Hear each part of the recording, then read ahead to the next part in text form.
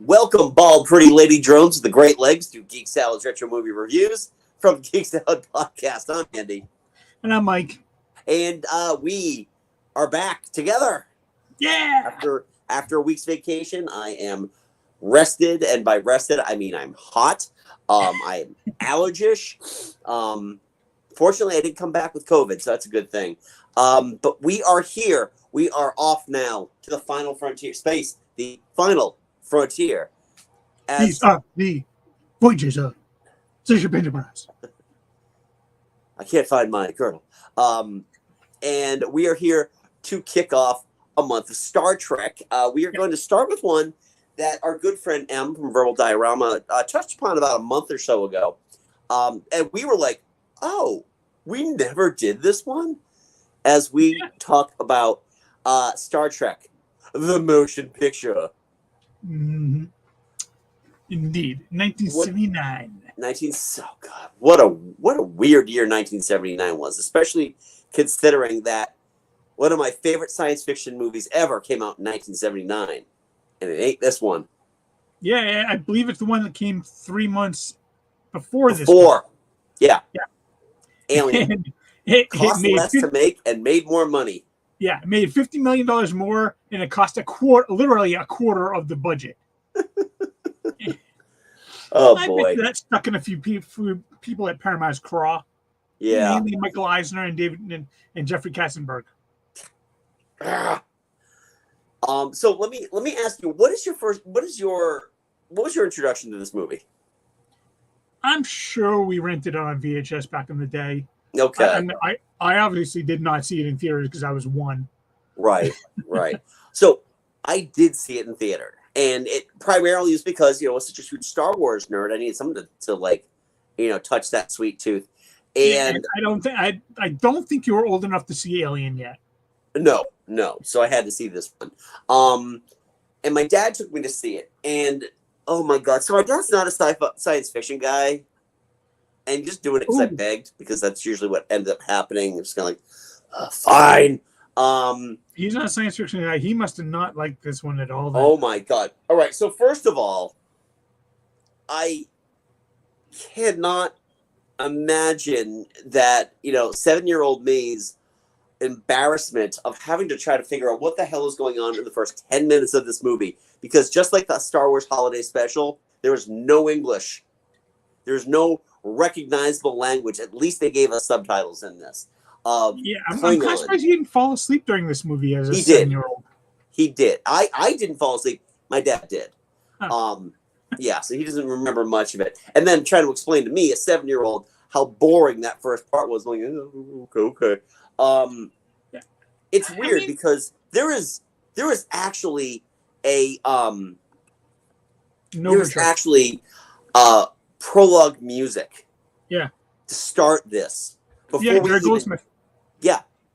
Jerry Goldsmith's score is fantastic, and I know a lot of it was recycled for The Next Generation. Yeah.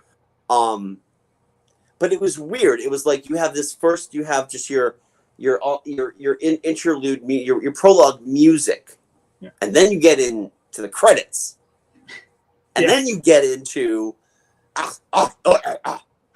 Yeah. Well, I mean, it was the very first design of what would become the Next Generation design of the Klingons. Right. In fact, there's a great callback to that in I want to say it might have been DS9, where they went back in time and they saw the old TV series Klingons. Like, what? Why are their heads different? It is a period we do not talk about. And one thing I didn't realize before, but that Klingon commander, the last one of the last ship that dies, played by Mark Leonard, aka Spock's dad. Oh wow, that's interesting. Yeah, so he's actually in 3 Star Trek movies. Yeah, it's just what a weird way of introducing this movie, and then it's just all right. Cards on the table here. This movie is just like, there is so much ambition. Yeah. There was a lot of money on the screen. It just wasn't applied well. Yeah. I even sent you the Jeff Goldblum meme while I was watching. I was like, Yeah. I was so concerned with if they could. They didn't think of if they should. Oh, this, I mean, you and I both agree. This is they just recycled the Changeling. Yeah. Oh yeah. I mean, the Changeling. Nothing. There's elements of the Changeling in here. There's elements of Doomsday Machine in there. There's elements of Corbomite maneuver in there. They just took like bits and pieces from various episodes and just threw them in there. I wouldn't be one bit shocked if Space Lincoln was in there at some point. Yeah, it's yeah. What's really odd about this movie, though, is that there's so much just. They should have edited it more, which really baffles me because Mark Wise. I mean, no, Mark Wise. No, Robert Wise. Director of Sound of Music. He cut his teeth editing Citizen Kane. He's an editor first, and he let this much dead space go on? All right, and that was a big thing. So I had to get up to use the bathroom, and I paused. I'm like, how is there still an hour of this movie left? What? I'm so very tired. It's like we were already in V'ger, and it was like, there's still an hour of this movie left? How is that even possible? Yes, besides that little bit in the beginning, Spock doesn't even get into the Enterprise until like maybe 50 minutes into the movie. Right. And that's when like things for me start coming together, because that first like 50 minutes, it's fine, but they should have edited it down. The movie doesn't get going until you get the three together again. So many Matt inserts. Yeah. So very many Matt inserts. So very many alien species that we've never seen in any of the episodes prior to this, and would never see again because they were trying to sell action figures. And you know who got the license for the action figures? Was it Mattel? Mego. Oh yeah, the Mego figures. Ever seen a 3.5-inch Mego action figure with its 5 points of articulation and the barest of bare minimums of detail? They're all awful. I had Kirk, I had Spock, and that was it, because those are the only two you could get. Yeah. Yeah, they weren't, God knows, they weren't selling Leia. And they had all those aliens on there. They didn't sell any of them either. It's like, better time with the black hole action figures I got. I was listening to the Cinephiles episode where they covered this. They did 2-parter actually, and because they're huge Star Trek fans and much bigger than you or I. Yeah. But they pointed out something interesting. There are a lot, like this feels like it's a first pilot to the second pilot that is Star Trek 2, because there are a lot of story beats that do get recycled. You get Kirk being brought onto the Enterprise, which is stocked with a bunch of people. It's a completely refitted Enterprise, a new crew, having to go deal with an unknown threat. Yep. And I mean, the thing at least with the Wrath of Khan was at least the special effects were better. Yeah. Which, oh my God, every malfunction so much less money scene. Too. What's that? So much less money too. Oh my God, yeah. Well, that's the thing. The Paramount was like, nope, you shot your wad on this one. Yeah. Y'all are gonna wear the same costumes for the next 5 movies. Well, to be fair though, except for Chekhov's costume in 3, which was just that pink thing that was weird, any costumes are better than the costumes in this one. What the hell were they thinking? I don't know, especially because these are guys, who've entered middle age. There was a lot of girdles going on, a lot of trusses, a lot of open collars with lots of chest hair.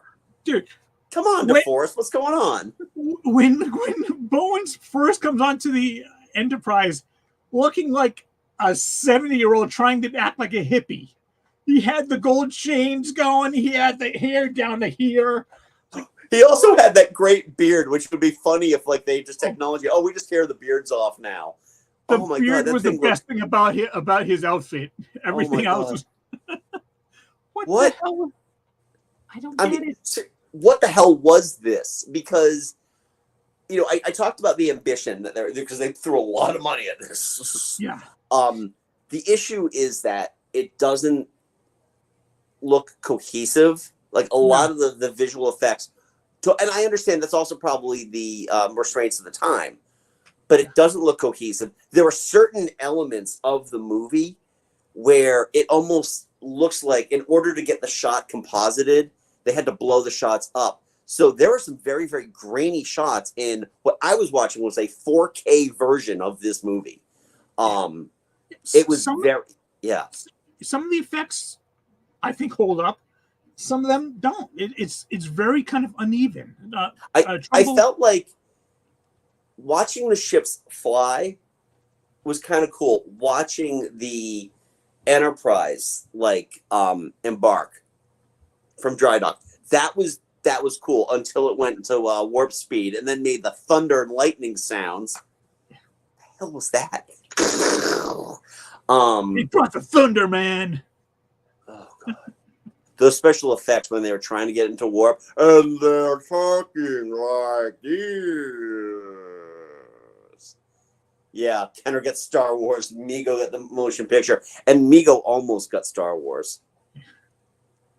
Yeah, that whole wormhole scene was odd, and they never mentioned that sort of thing in Star Trek ever before, and they never mentioned it ever again. And it really felt like it was a way to pad the runtime because it went on forever. And what's a great way of making it go on forever? Have them talk super slowly. Yeah, as far as I could tell, it only served one purpose, and that was to give Decker a one-up on Kirk. Right. Exactly. But did you get the feeling, too, that they didn't even slow down the film or the audio? They just made them talk slower? Delay that order.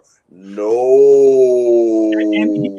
And hearing Walter Koenig doing a slow-motion Russian accent is chef's kiss. Torpedoes locked. My wife. Oh God! It's almost like it's embarrassing, but I'm glad that they rebounded back because of how good Wrath of Khan though is master filmmaking with a master story. You know, even though it does harken back to the series, this one is just like, you know, like we said, it's recycling bits of the TV show, but trying to put it in this new element for all us kids that grew up with Star Wars.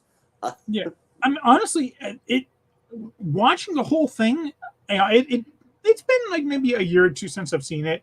It wasn't as bad as I remembered it being growing up. It is by no means the worst Star Trek movie. 5. Oh, 5 is awful. It's you know, I can respect for what they were trying to do. Hello, Kurt. The teenagers having rented this movie at the video store knew the movie was just a turd, so I was so bored by it. It wasn't. Yeah, seriously, it is definitely more boring than Attack of the Clones. We'll get into the acting in a minute. Might be a little cringier and hammier.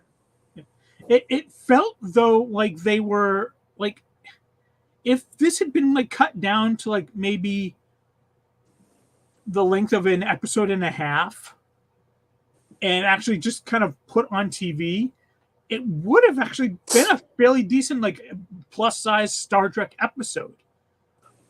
Yeah, you take this, you turn it into three-part pilot. Yeah. It could have worked, with the exception of the fact that, this was supposed to usher in the new crew. And this, honestly, this is a really bad habit Star Trek gets into with these, when they bring these movies in and they introduce new characters only to essentially kill them off. Decker was going to be a major part of that TV series.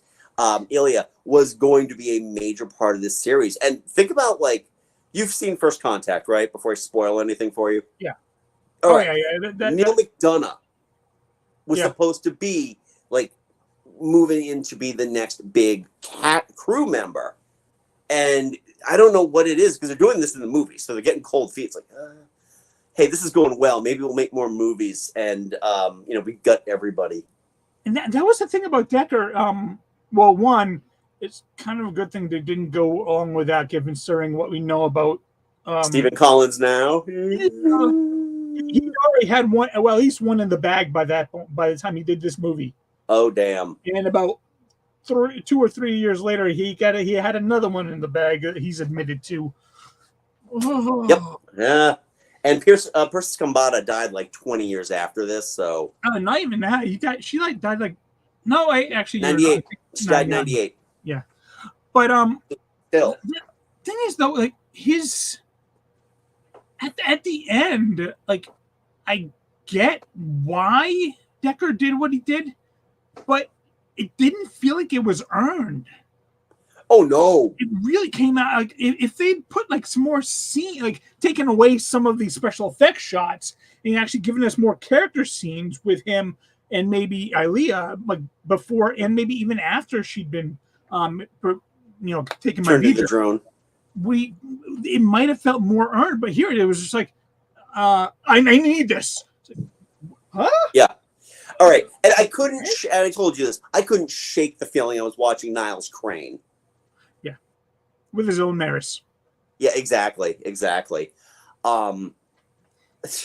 was that one bit when, Ilea comes back as the V'ger drone, and they're like, Ilea used to like to wear this, and it was like that, like, it was almost like one of those cigar bands you put around bald babies' heads. Yeah, it was a very cringy scene. We get it. She's bald.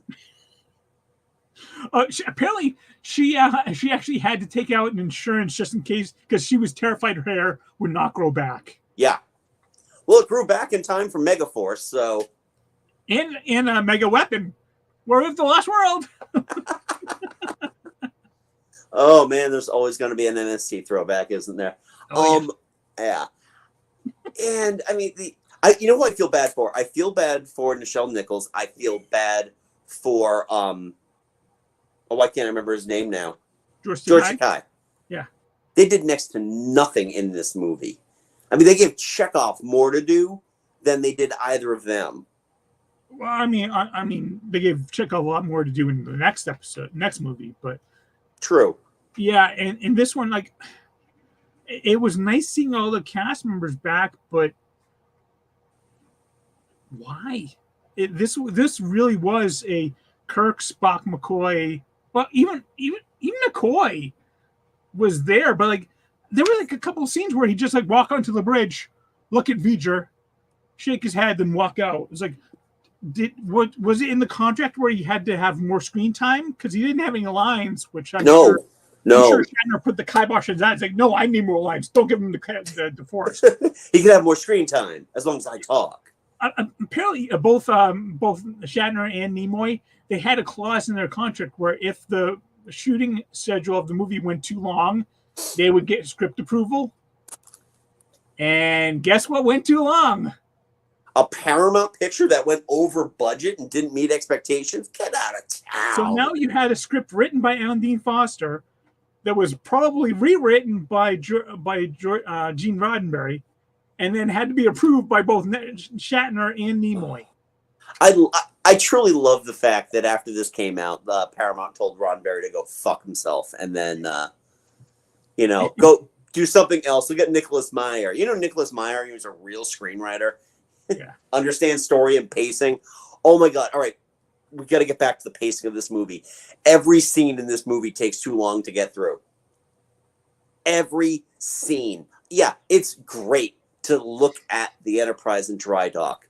I didn't need 10 minutes of Scotty and Kirk in that little probe, which, by the way, they superimpose their face on, they stretch it out, and then it's like, it looks like one of those stickers, like, you get like a toy car or something like that, and you put the sticker on the windshield as people like.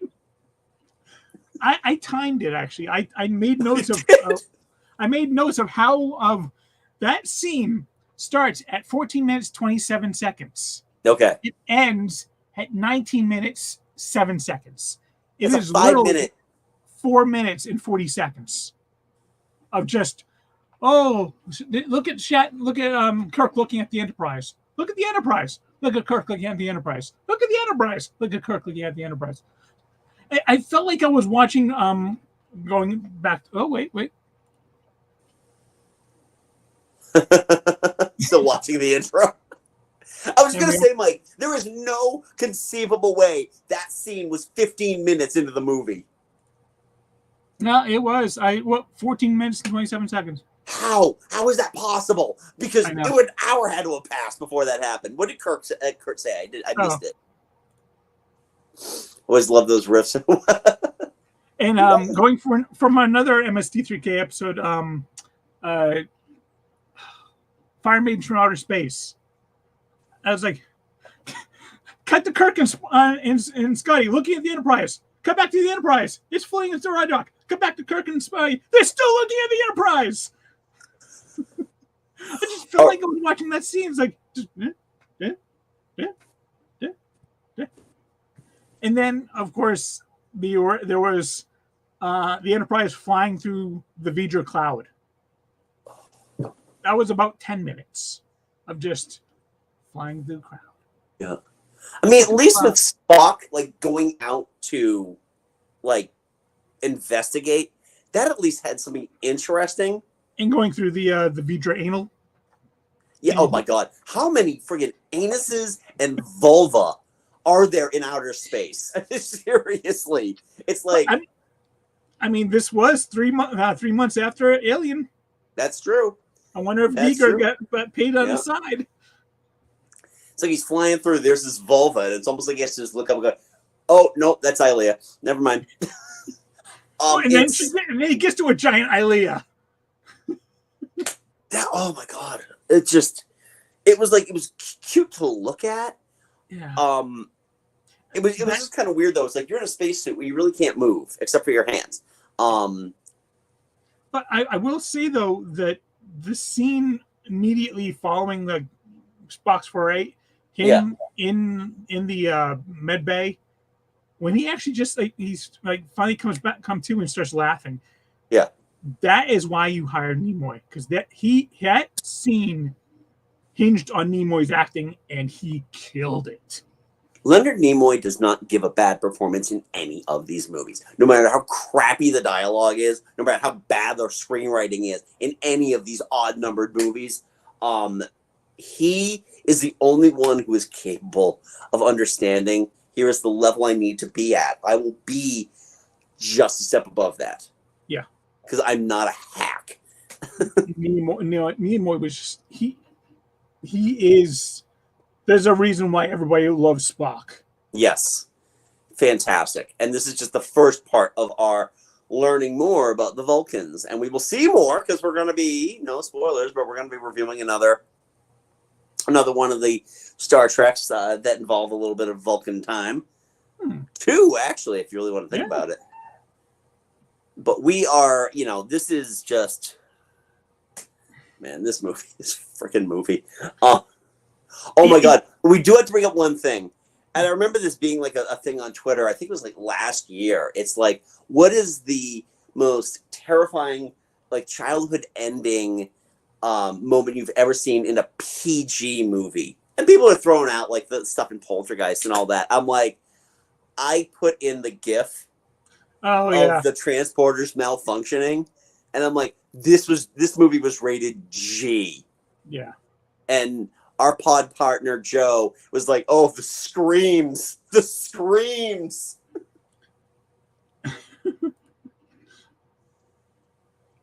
Time Bandits was jacked. It was. Like, I had nightmares forever about that kid's parents blowing up. Oh, yeah. Yeah. But, yeah, oh, man. Just... And I he called himself V'ger because he didn't bother to see if there was anything under that muck on his own plate. Okay. All right. So this is actually kind of interesting because it ties into my love of space exploration and all that. So when this movie was coming out. I used to get a magazine called 321 Contact. Okay. And it was it was made for kids, but it was about science. And they had just launched the Voyager 1 and Voyager 2 probes. And so that was like all the science magazines want to talk about were these things. And I remember like the gold record that they had put on there that had all these things on there. And it was really fascinating. And then like it didn't once occur to me when I watched the movie as a 7-year-old being like, oh yeah, that. In fact, didn't like just like a few years ago, didn't they finally see that like, Voyager 1 left the solar system? I think it was last year. Voyager 1 is out of the solar system. So how long until it comes back as as Voyager, huh? Just needs to even hear from the creator. Yeah, well, I mean, the whole thing with Voyager 6 didn't really occur to me when I was watching it as a 7-year-old. And then when I watched it later, I was like, you know, I want to go back and I want to research some more of that Voyager 1 stuff. That was really cool. Actually, kind of researching a little bit about this movie. The fan theory now is that the machine planet that V'ger made it to, Borg. Yeah, I wouldn't doubt that. Because, you know, what does he say? He's the carbon units are going to be transmitted into data and assimilated into V'ger. I love that fan theory. I'm good with that. You know what I'm not good with in this movie? The lack of chemistry that anybody has in here, including people who have acted together previously. There's not a person in this movie outside of Leonard Nimoy who is attempting chemistry with anybody. Even Persis Kambata and Stephen Collins, neither of them have any right to have any type of romantic relationship in this movie because there is, and maybe it's the Ilea character because I know the whole chastity celibacy thing of her. What is her alien species? The Deltans. The Deltans. Lazy. The Delta from Delta. So, I mean, so before she joined Starfleet, what did she like connect with Decker before Starfleet? Yeah, but it was probably like just like harmless flirting because you know the code of celibacy or some nonsense. Well, like I don't. But, I think she didn't have to do the code of celibacy until she joined Starfleet. Okay, all right, because, makes total sense. She said my code of celibacy is on record at Starfleet. So okay, and meanwhile, there's Kirk in one of the few movies where he doesn't actually get to knock boots with anyone or anything. Yeah, or there's a proof that he did knock boots with someone. That's true. That must have killed him. It must have killed Shatner both inside and out about that. And especially the fact that at the end when he like towards the movie, Ilea's like, nope, get out of the way. Yep. Yeah. Overall, oh God. I mean, again, this isn't the worst Star Trek movie. 5 is the worst of the original series, and I think some of those latter Next Generations are pretty awful. I think 9 is probably the worst. 9 is bad. 10 is not great either. But I think they suffer from being like not memorable more than anything else. Yeah. Like because I confused Insurrection and whatever the other one is. That's how bad it is. I can't remember the title. Yeah, honestly, beyond Generations and First Contact, I think the only other one I saw was Nemesis. That was the one. That was the one I was screwing up. Yeah. And I was confused. Did Insurrection come first or Nemesis come first? How good are these movies? I can't remember which one came before the other one. Well, this 2009. Right. But I can also, well, there's 2009, and we will get to that eventually. But that's, I don't know if you have anything else to talk about, because that's about all. We're a half hour in, which at this point, they'd just be firing up the thrusters on the Enterprise. Yeah. Which I still would have a hard time believing I didn't sit there for an hour beforehand. Yeah. It's like I said, it's not like it's gone up in my estimation since I first saw it, but it's still, there's so much promise that just was squandered because they didn't realize they could edit the movie and they didn't need to spend all the money on special effects that don't do anything. Right. All right. So here's how I will posit it. This is one of those movies that sits in that illustrious list of movies that I watch where every couple of years I have to pick it back up, even though I know what I'm getting into. Fair. You know, there are plenty of bad movies that I watch, or just mediocre movies that I will go back and watch. And this is one of them. It's almost like, I got an itch to watch a Star Trek movie. Man, I want to go back to when I was 7. I'll watch motion picture again. Yeah, and this one, there are character moments, but for the most part of this movie, it seems like I'm watching a special effects Star Trek movie. Yeah. Where when you get to Wrath of Khan, you're watching a Star Trek movie with characters that you know and love and connect to. Yeah. It's more about the special effects with character moments being a side thought. Right. Which is unfortunate. Really unfortunate. Yeah. Well, that's Star Trek the Motion Picture. Where does this rank? What's that? I am very proud of you. Because not once have you said Star Trek the Motionless Picture. I was going to. Oh. Oh boy, was I going to. I didn't. No, you didn't. That's its name, though. You've shown great maturity. I know. I'm a big boy now. So anyway, that is Star Trek the Motion Picture. We want to know, what are your thoughts on this one? Where does it rank, both in the terms of the original crew and the overall Star Trek thing? So let us know. Leave that polite comment below. Give us video a big thumbs up, because God knows this time we earned it. Yeah. We sat through goddamn 2.5 hours of Star Trek the Motion Picture. I'm amazed I'm still not sitting there watching it. Like, yeah. How much longer? Yeah, taking the Star Trek franchise away from the motion picture division of Paramount and giving it back to the TV division of Paramount was the best thing they could have ever done. Yeah, I love the Kelvin Universe stuff. I'm not gonna lie. I know it's not the most popular opinion to have. Yeah, I will not accept Into Darkness blasphemy on this channel. But yeah. So anyway, give this video a big thumbs up. Hit the subscribe button if you haven't done so already. If this is your first time watching this, my God, we do a lot for you people. We watch all the bad movies. We watch all the good movies too, because we got some good stuff coming up. Mileage may vary next week, but we'll figure that out. So do that. Also, Mike and I do host a podcast called Geek Salad. I know it's been a while since we put an episode out. Things have been really busy. We're hoping to get something out soon. Yeah. Because we got a lot of ground to catch up on. Yeah. So hopefully we'll have something soon. If you want to go back and listen to some of our back episodes, you can feel free to do that. Just go to your podcast broadcaster of choice, your app of choice, and just type in Geek Salad Podcast or Geek Salad. You will find us there. Subscribe to the channel, obviously. Check out our other movie reviews we have here. They're all in the live channel, in case you're having difficulty finding those. We are also on the socials, Geek Salad Podcast on Facebook and at Geek Salad Radio on Twitter, Threads, and Blue Sky. I can't remember the last time I used either Blue Sky or Threads. So, and that's about it. So, until next time, I'm Andy. And I am the drone that used to be Mike. Go forth, be nerdful, and... No, sorry, I don't have the little crystal right there. I'm good. Scratch that off. It'll be fine. Go forth, be nerdful, live long and prosper, and we will see you later. Goodbye.